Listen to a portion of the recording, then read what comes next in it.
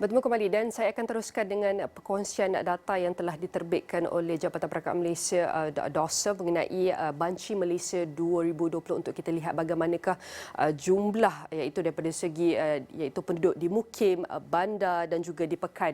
Kalau boleh saya mulakan iaitu mengenai data ini secara terperinci iaitu kalau kita lihat daripada tahun 2010 hinggalah tahun 2020 iaitu 10 tahun iaitu bilangan taburan penduduk di mukim adalah paling tinggi berbanding bandar dan juga di pekan. Pada 2010 sebanyak penduduk sebanyak 15.3 juta yang telah direkodkan.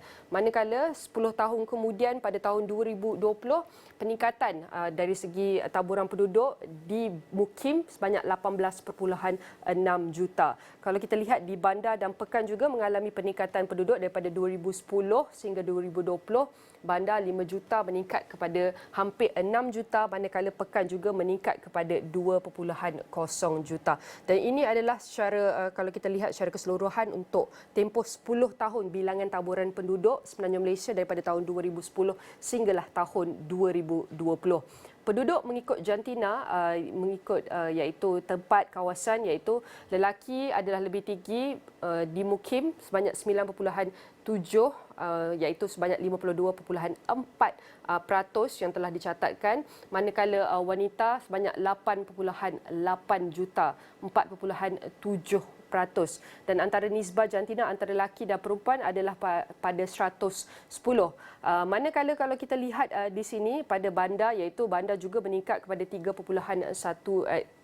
juta pada 2010 dan ia telah meningkat kepada 2.8 juta pada 2020 sebanyak 47.9% dan kita dapat saksikan iaitu penduduk mengikut jantina di mukim, bandar dan juga pekan lelaki adalah lebih tinggi berbanding wanita dalam kalangan penduduk, dan penduduk mengikut kumpulan umur pula daripada iaitu berumur sehingga 0 hingga 14 tahun iaitu di mukim sebanyak 4.5 juta kanak-kanak iaitu yang telah menduduki di kawasan mukim, manakala di bandar sebanyak 1.3 juta kanak-kanak berumur sehingga 14 tahun termasuk juga dengan pekan iaitu sebanyak 0.5 juta. Manakala kumpulan umur 15 sehinggalah 64 tahun di mukim mencatatkan penduduk sebanyak 12.9 juta atau hampir mencecah 70% dan di bandar sebanyak 4.1 juta penduduk diikuti juga dengan pekan 1.4 juta. Manakala 50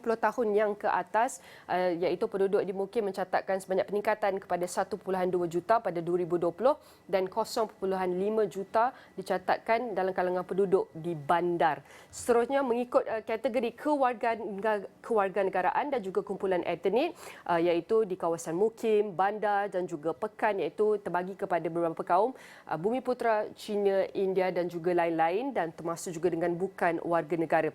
Okey, di mukim warga negara jumlahnya adalah sebanyak 17.5 juta iaitu sebanyak 93.9% dan Bumiputera antara jumlah yang tertinggi di mukim iaitu sebanyak 12.4 juta. Dan kalau kita lihat pecahan daripada Bumiputera iaitu dengan China iaitu kalau kita lihat daripada Bumiputera dan kaum lain China sebanyak 3.8 juta dan India 1.2 juta. Ini adalah jumlah penduduk mengikut kewarganegaraan daripada warga negara Bumiputera, China, India dan juga lain-lain yang kita dapat saksikan di kawasan mukim, bandar dan juga pekan. Dan tempat kediaman isi rumah adalah yang paling tinggi. Tempat kediaman adalah di mukim mencatatkan sebanyak 5.6 juta dan isi rumah sebanyak 4.8 juta. Dan kita dapat lihat juga tempat kediaman isi rumah di pekan dan juga bandar kedua-duanya meningkat pada tahun 2010 sehinggalah 2020.